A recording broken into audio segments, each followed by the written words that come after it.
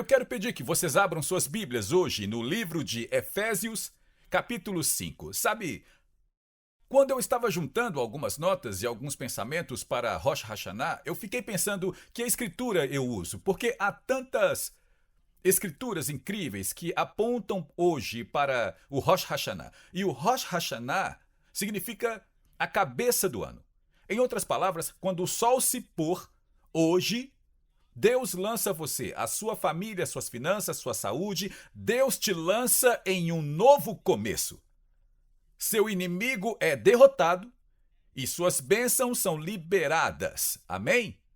E então, sabe, nós cantamos aquela música Jesus, Deus está no trono e, literalmente, hoje ele está fora do trono.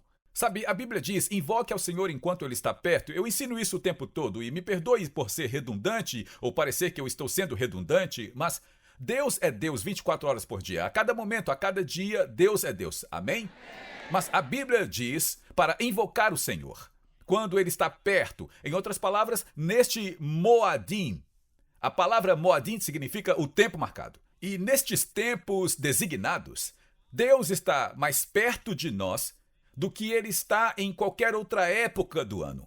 A partir desta noite, até o próximo domingo, que é quando nós vamos celebrar o Yom Kippur, e, por sinal, eu sei que vocês vão me odiar por dizer que este Yom Kippur é o dia de jejum.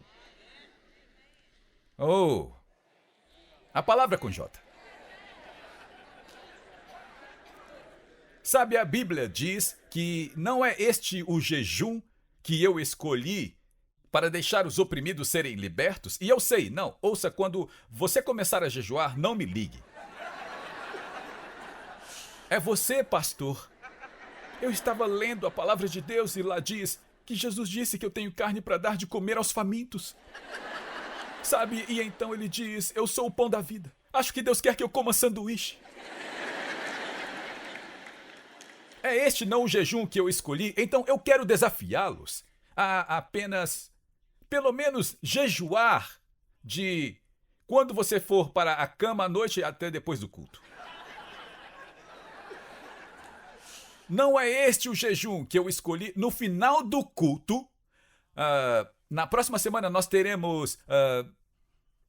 este é o momento do ano em que todos nós precisamos ser rebatizados. Você precisa ser rebatizado uma vez por ano. Pelo menos uma vez por ano, mas ao invés de fazer o batismo, a gente vai fazer uma lavagem das mãos, que é simbólico do batismo. E eu vou fazer de um lado e a Tis vai vir para o culto e ela vai fazer do outro lado. E então, quando ela disse, eu vou ir, eu falei, bem, não vai ter ninguém do meu lado, todos estarão do seu lado. Mas este é o momento em que o que é liberado hoje no Yom Kippur é selado, onde o diabo não pôde roubar sua bênção por todo o resto do ano. E então, na semana seguinte, nós celebraremos a festa dos tabernáculos, o Sukkot. E por isso este é um momento de grande alegria. Este é um tempo de entender que no calendário de Deus, Ele quer entrar hoje e derrotar o inimigo. Em hebraico, na verdade, diz que ele amaldiçoa seu inimigo. Agora, isto não significa que a sua sogra, ou seu vizinho, ou algo assim. Mas significa que ele amaldiçoa o diabo e ele traz vida mais que abundante para nossas vidas. Shana Tová. E o próximo ano vai ser um ótimo ano. Mas eu quero que você veja algo entre agora e o próximo ano. Se puder colocar a arte no telão, nós dizemos Shana Tová, que você tenha um bom ano. E você está declarando às pessoas, Feliz Ano Novo. Mas há uma frase melhor em hebraico que diz Ketivá vehatma tová. E o que significa é que hoje seu nome possa ser escrito no livro dos vivos de Deus. E na próxima semana isso será selado, onde o inimigo não pode roubar mais. E por isso esta é a razão pela qual nós ensinamos essas coisas durante 40 dias. Do soar das trombetas. E o que eu estava lendo nas escrituras, sabe, há tantas coisas que, sabe, nós estamos falando sobre o mês do Elul, soe a trombeta em Sião, soe o alarme. Onde está o James? James, você pode soprar a trombeta para nós, o shofar?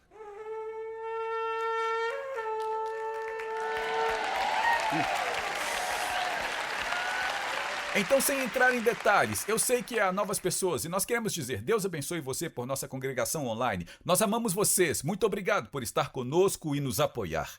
Sabe, outro dia, quando a Tis estava no hospital, eu estava em casa e soprei o chofar, e a Tis me mandou mensagem e ela disse, alguns nigerianos no fim do corredor sopraram o chofar no quarto deles. E eu soprei um chofar outro dia e tentei responder e parecia que um dos meus burros estava morrendo, mas... Você sopra o chofar e soa o alarme, soa a trombeta em Sião, certo? Soe o alarme. Acorde. Acorde. Por quê? Porque Deus está dizendo acorde, porque os próximos 7 dias, 8 dias, são dias em que ele diz que são os dias de todos ais. Então, há várias escrituras sobre o Rosh Hashanah, mas considerando onde nosso mundo está, nosso país está agora, eu realmente senti Deus me levar para Efésios capítulo 5. Leia comigo, em Efésios 5, verso 6. O Senhor diz que ninguém vos engane com palavras vazias, porque nestas coisas a ira de Deus vem sobre os filhos da desobediência. Portanto, não sejam partícipes com eles. Não sejam participantes com eles. Pois vocês já foram trevas, mas agora vocês são luz. No Senhor, andem como filhos da luz. Olhem para mim um segundo. É por isso que nós estamos fazendo esses cursos chamados Cidadania Bíblica. Não importa se seus pais eram republicanos, não importa se seus pais eram democratas, você e eu não devemos votar com cabrestos. Não devemos votar, deixe-me dizer isso, nós não devemos votar como democratas, não devemos votar como republicanos, nós devemos votar como filhos do Cordeiro, como filhos de Deus, cidadãos bíblicos. E eu recebi uma mensagem ontem à noite do Paxton, e ele agradece a New Beginnings por orar por ele e disse, Larry, obrigado por orar por nós. Nós devemos, não importa o que a pessoa seja, nós devemos ser filhos da luz e nós devemos andar assim. Amém?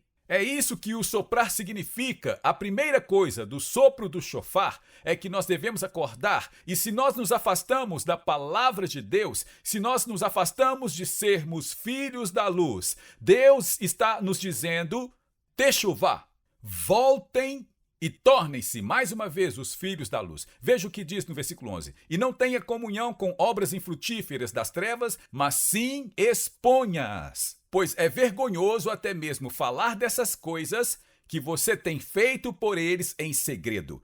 Mas todas as coisas que são expostas são manifestas pela luz. Para o que quer que seja feito manifesto à luz. Agora, veja esse próximo versículo. Portanto, ele diz, Deus diz, desperta tu que dormes, levanta-te dos mortos, e Cristo lhe dará a luz. Agora, eu não vou entrar em muitos ensinamentos mais profundos e no que o hebraico diz, mas ele diz aqui primeiro temos que acordar e temos que ver durante este tempo de sopro do chofar. Temos que ver o quão longe de Deus a nossa nação está. Quando temos as escolas ensinando essas coisas sobre transgêneros, quando temos as escolas ensinando essas coisas sobre... nós vamos pegar os seus filhos e se você ousar contestar isto, nós vamos levá-los a fazer as cirurgias. Nós precisamos acordar e perceber que a escuridão está crescendo e a única maneira de derrotar a escuridão é sendo luz. Então, ele diz aqui, acorde e levante-se. E sem trazer detalhes, eu estava pesquisando sobre isso, e eu estava estudando a palavra acordar e levantar em hebraico, e sem entrar em detalhes mais profundos, porque queremos falar sobre o Rosh Hashanah. Agora, Deus não está dizendo apenas para ficar ciente disso, mas faça algo. Não apenas esteja ciente disso, mas faça algo. Deixe-me perguntar algo. Quem é luz do mundo? Você é. Nós somos. Jesus diz, assim como meu Pai me enviou, eu estou enviando vocês. Então temos que acordar e perceber o que está acontecendo. E precisamos fazer algo para trazer a luz de Jesus Cristo para o mundo. Amém? Acorde e levante-se. Agora, Você já ouviu isso, mas eu quero estabelecer um alicerce. Há 3 razões pelas quais nós sopramos o chofar. Nós sopramos o chofar como um chamado para vir em adoração. E precisamos fazer com que a América esteja mais uma vez adorando a Deus de Abraão, Isaque e Jacó, adorando a Jesus Cristo. E nós não precisamos ter vergonha de orar pelas nossas refeições, orar no trabalho, orar na escola, orar nos jogos de futebol. Se meu povo que se chama pelo meu nome se humilhar e orar, não é triste que o Senhor diga, se o meu povo que se chama pelo meu nome orar, nós precisamos ser pessoas que oram. Precisamos ser pessoas que entendam que o que quer que nós ligarmos na terra, Jesus está ligando no céu. E tudo que desligarmos na terra, Jesus vai desligar no céu. Por que você acha que eles não querem que você ore nas escolas? Por que você acha que eles não querem que você ore nos tribunais? Eu acho que eles não querem que nós oremos em nossos escritórios do governo, porque Deus diz, quando o meu povo orar, eu ouvirei do céu. Quando nós oramos para Tis e o Lion serem curados, nós oramos, nós chegamos e dissemos, nós entramos pela autoridade de Deus e dissemos, diabo, nós te amarramos. E o diabo disse, quem vocês acham que são? E nós dissemos, eu vou te dizer quem somos. Nós somos filhos comprados pelo sangue do Deus vivo, e maior é aquele que está em nós do que qualquer coisa que venha contra nós. Nós sopramos o chofar para chamar a adoração, e sopramos o chofar como um chamado para a guerra. Agora, eu entendo que nós não lutamos contra carne e sangue, mas nós lutamos contra principados, poderes e potestades das trevas. Sabe, quando nós chegarmos às festas do fim de ano, eu vou fazer uma série sobre vestir a armadura de Deus. Eu quero que você imagine quando Deus diz, vista-se de toda a armadura de Deus. Sabe, eu sempre imagino um cavaleiro, como nós nos dias dos cavaleiros da Távola Redonda, e eles pegavam o escudo de aço, e a lança e a espada. E Deus diz, vista-se de toda a armadura de Deus. Por quê? Porque nós vamos guerrear. Ele não disse, coloque um tutu e venha para a igreja cantar Kumbaya. Ele disse, prepare-se para a guerra. E sabe, se você se levantar e acordar, onde quer que nós formos, Deus vai conosco. E nós podemos derrotar o inimigo e ver a luz voltar para o nosso país. Amém? A terceira coisa sobre o sopro do chofar é que nós anunciamos a vinda do Messias. Nós estamos anunciando a vinda do rei. Agora, eu só vou falar isso para estabelecer uma base. A Bíblia diz que quando nós falamos sobre a ceia do Senhor é uma sombra das coisas que estão por vir. Agora, todos vocês já sabem disso, e me perdoe se vocês não sabem, nós estávamos conversando na quarta-feira, depois de filmar nosso programa de televisão, e estávamos repassando as coisas para este culto, e um dos rapazes disse, pastor, quando você diz algo em hebraico ou algo, ele disse, todos nós já sabemos disso, mas há tantas pessoas novas que estão assistindo pela internet, ou assistindo pela televisão, ou chegando na igreja, e você precisa separar um tempo e explicar isso. Deixe-me dizer que, depois de cada culto, nós ficamos aqui e oramos por qualquer pessoa que precise de oração. Mas se eu disser algo ou ensinar algo a você que você não sabe o que significa, e me perdoe se eu disser algo em hebraico e eu não explicar, venha aqui e me pergunte. Venha e fale, porque o mais importante não é nós ouvirmos o que Deus está dizendo, mas é entendermos o que Deus está dizendo. E então nunca vai me incomodar se você vier e disser, pastor, por que você é tão bonito? Sabe, qualquer uma dessas perguntas importantes. Então eu tenho que soltar todas as minhas mentiras antes do Rosh Hashanah. A Bíblia diz que a ceia do Senhor é a sombra das coisas por vir. E eu vou dizer isso de modo simples, porque nós temos ensinado sobre isso. A Páscoa foi uma sombra até que Jesus se tornou a realidade. O Shavuot foi uma sombra até o dia em que Pentecostes foi completado. Então a Páscoa aconteceu e Jesus morreu na cruz naquele exato momento. O Shavuot e o Pentecostes aconteceu no momento exato. Então agora as únicas coisas que não foram cumpridas são o arrebatamento, a segunda vinda e a festa da ceia das bodas do Cordeiro. O sopro do chofar por 40 dias é o princípio das dores. Quando o Senhor vier, ele não vai nos surpreender. Se nós tivermos olhos para ver e ouvidos para ouvir, quando o Senhor vier, nós veremos. Nós vamos sentir essas dores de parto. Rosh Hashanah é a sombra de um arrebatamento.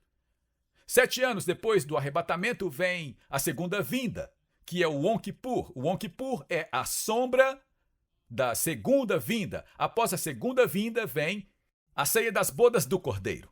O Sukkot, a festa dos tabernáculos, é uma sombra da ceia das bodas do Cordeiro. Quando o Senhor vier, aqueles que forem arrebatados... Quantos aqui, se o Senhor vier hoje, você seria arrebatado? Deus é um bom Deus. Ele não é um carrasco cruel, ele não é um Deus malvado, ele não está buscando nos punir. Ele sopra o chofar. Nós sopramos dia e noite, dia e noite, dia e noite, acordando todo mundo. Sabe, eu saio e eu sopro o chofar na minha casa e eu sopro o chofar na porta da frente e os meus vizinhos vêm e dizem: o que você está fazendo? Bem, nós amamos esse som, isso não é igual ao judeu, o que é isso? Eu digo, bem, esse é o sopro do chofar, porque o arrebatamento pode acontecer. Agora, eu posso estar errado, talvez o arrebatamento não é um símbolo do Rosh Hashanah, eu posso estar errado.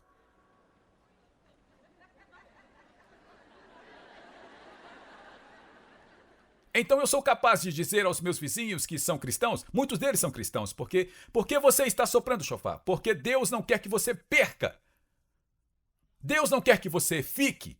Quando o arrebatamento acontecer, então Deus abre um livro, e eu vou pegar isso daqui a um minuto, e ele olha para o que nós fizemos para tornar o mundo um lugar melhor. Ok? Nós somos salvos pela graça. É justo dizer isso?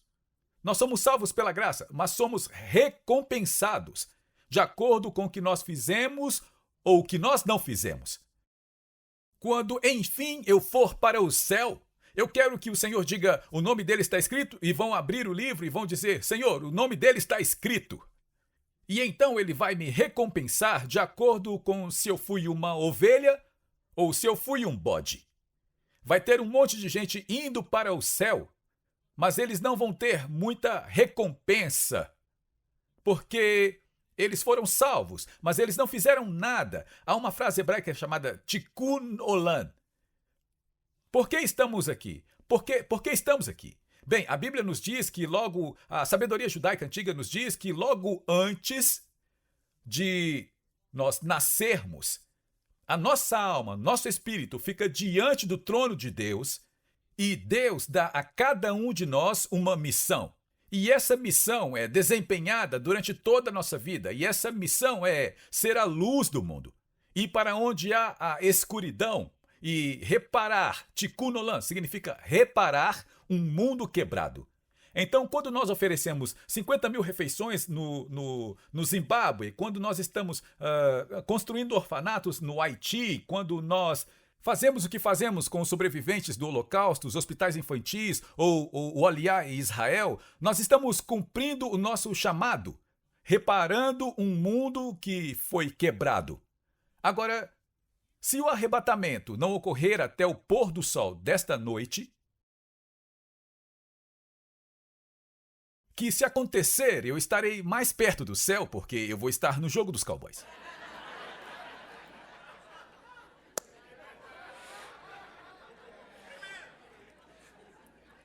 Vá comigo para Deuteronômio. Eu sei que você tem que abrir a Bíblia e ler isso. Isso não é bizarro? Deus sempre faz o que ele diz que vai fazer. Certo? Deus sempre faz.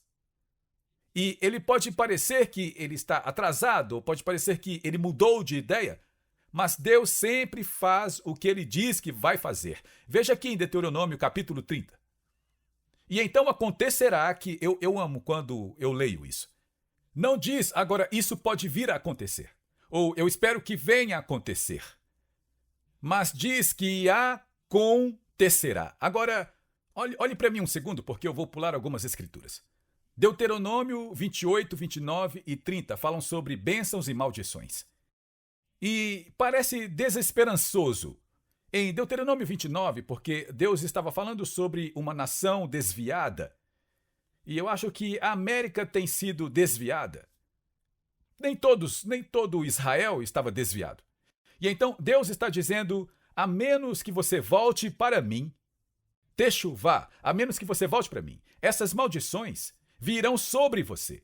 Agora pensamos, Deus não quis realmente dizer assim, deixe-me te mostrar uma coisa. Agora acontecerá que quando todas essas coisas vierem sobre você, as bênçãos e a maldição que eu coloquei diante de vocês, e vocês as chamarão de suas entre as nações onde o Senhor seu Deus te conduz, e se voltar para o Senhor seu Deus, e obedecer a sua voz, de acordo com tudo que tenho ordenado-lhes hoje, vocês e seus filhos, com todo o seu coração e com toda a sua alma. Agora, por uma questão de tempo, deixe-me pular algumas coisas. É isso, quando nós fazemos isso, e a Daystar faz isso, nós fazemos o que é chamado aliá. Nós estamos com o governo israelense e nós tiramos judeus da Ucrânia, da Rússia, da Etiópia, de todo o mundo. E eles vão para a terra de Israel. Isso se chama aliá. É o levantamento daqueles judeus. Agora, já são dezenas e dezenas de milhares. Nós estamos trabalhando junto com o governo israelense para tirar os judeus da Rússia, porque a Rússia é um barril de pólvora. E estamos fazendo parceria com os judeus que vêm da Etiópia. E então, este é o retorno que Deus está falando. Agora, deixe-me te mostrar algo para provar a você que Deus faz exatamente o que ele diz. Veja o versículo 5. Então o Senhor seu Deus o levará à terra que seu pai possuiu e você a possuirá. Ele prosperará você e o multiplicará mais do que a seu pai. Agora, é aqui que muitos já ouviram a teoria chamada teologia de substituição. É de onde veio a teologia de substituição. As pessoas finalmente começaram a comprar Bíblias. E as pessoas começaram a finalmente ler as Escrituras em sua própria língua. E elas iam até os líderes da igreja e diziam: Ei, nós podemos confiar na profecia bíblica? E eles diziam: Bem, com certeza. E eles diziam: Bem, aqui tem uma profecia de que os judeus voltariam para Israel. Agora, não havia Israel. Os israelenses não tinham uma língua, não tinham um governo, não tinham um exército. Nunca antes aconteceu na história do mundo que uma nação se dissolveu, ela se espalhou por todo o mundo. Mas Deus disse que eles vão voltar. E então as pessoas disseram: bem, isso não aconteceu. E então eles se convenceram: bem, Deus não está falando sobre Israel de verdade. Nós somos o novo Israel, nós substituímos os judeus. Mas em 1948, a igreja teve que engolir essas palavras, porque em 1948, Israel se tornou uma nação novamente. Nunca antes isso aconteceu na história do mundo. Sabe, quando eu penso sobre isso, eu penso sobre quando deram a Lion 0 chances de sobreviver. E depois eles voltaram e disseram: nós verificamos ao redor do mundo, o Lion tem um gene que não há registro, não há nenhum lugar na história da medicina que uma criança da idade dele tenha tido este gene. Por que eu estou dizendo isso? Número 1, porque Deus vai fazer exatamente o que ele disse que vai fazer. E Deus pode fazer algo por você que ninguém nunca ouviu falar antes. Agora, deixe-me te mostrar algo surpreendente. E é por isso que eu simplesmente amo o fato de Deus estar nos levando a um caminho para estudar a palavra de Deus e para cavar mais fundo na palavra de Deus. Deus diz: eles voltarão e você possuirá a terra e você vai prosperar em sua terra. Israel se tornou uma nação em 1948. Em 1948, no calendário hebraico, era 5.708. 1948, em nosso calendário, no calendário hebraico do ano 5.708. Essa é a escritura exatamente número 5.708 da Bíblia. Então, o versículo número 5.708 da Bíblia, o versículo 5, é o ano 1948, quando Deus diz: eu sei que parece impossível, mas o povo vai voltar para a nação de Israel. Deus faz exatamente o que ele diz, amém? Isso não é incrível? Veja, isso mostra para mim que eu não posso entender, eu não posso saber como Deus vai fazer, ou quando Deus vai fazer, mas eu sei que se Deus disse, é porque Deus vai fazer. Alguém diga amém. Então aqui nós estamos no Rosh Hashanah. E algum dia o arrebatamento vai acontecer. E se o arrebatamento não acontecer, então, nesta noite, exatamente ao pôr do sol, Deus vai abrir um grande livro. Agora, um dia, assim como O Cordeiro Pascal veio. Assim como foi o dia de Pentecostes, algum dia o arrebatamento acontecerá, e aqueles de nós que forem para o céu, ele abrirá o livro e ele nos recompensará de acordo com o que nós fizemos ou não fizemos.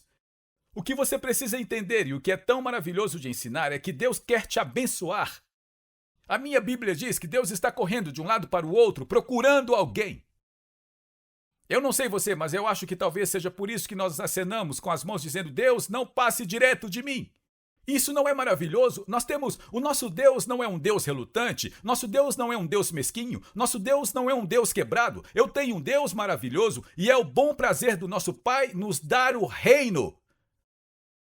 Sabe, nós estávamos em uma viagem para Israel alguns meses atrás e nós tínhamos acabado de sair do batismo, um batismo no Rio Jordão, onde há uma grande loja lá onde todo mundo compra as coisas e o nosso grupo estava conosco e a Aviva Shalom, minha neta, veio e disse: Saba, eu estava querendo comprar isso, mas é muito dinheiro. E eu disse: eu vou comprar para você, deixa comigo. E alguns do grupo disseram que eles gostaram de ver que ela foi até o Saba. E Saba significa avô. Amamos que ela foi até o Saba e não a mamãe e o papai. Porque a mamãe e o papai podem dizer não, mas o Saba nunca diz não.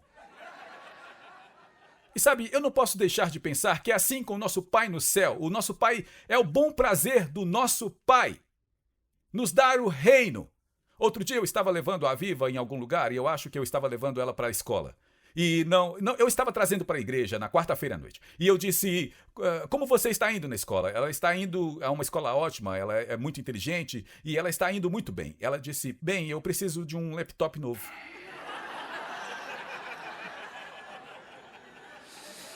Ela disse: eu já economizei $700. Eu espero que no Natal eu possa ganhar mais 500. Ela sabia. Ela tem um laptop novo agora. Porque é o bom prazer do Saba dar a ela o reino. Certo? Nós amamos nossos filhos, certo, Johnny? Mas os netos... Não há barreiras quando se trata dos netos. É o bom prazer do nosso Pai. Veja, nós fomos ensinados no cristianismo tantas vezes que Deus está lá em cima e que Ele é bravo e Ele é duro e Ele bate naqueles que Ele ama e Ele castiga quem Ele ama. Mas é o bom prazer do Pai nos dar o reino. Algum dia nós vamos estar diante de Deus e será uma recompensa eterna. Mas se isso não acontecer esta noite... ele ainda abre o livro. É por isso que o livro de Daniel diz que, sabe, se você for no meu escritório da minha casa, eu coleciono umas balanças antigas, sabe? Onde você coloca um peso aqui e outro peso ali e ela oscila. Isso é o que Daniel está dizendo, que nós seremos pesados na balança. E muitos serão achados em falta. O que acontece ao pôr do sol esta noite? Deus vai olhar para a sua vida e Ele vai olhar para a recompensa que Ele quer te dar. A recompensa que Ele quer te dar em comparação com o quanto nós estivemos envolvidos com o cuidado das viúvas, dos órfãos, se nós ajudamos alguém. E sabe, é por isso que a mensagem da prosperidade é verdadeira, mas não funciona com todo mundo. Se nos ensinam a dar para receber. Mas o que precisamos entender é que toda vez que Deus está se preparando para nos abençoar, Ele faz o quê?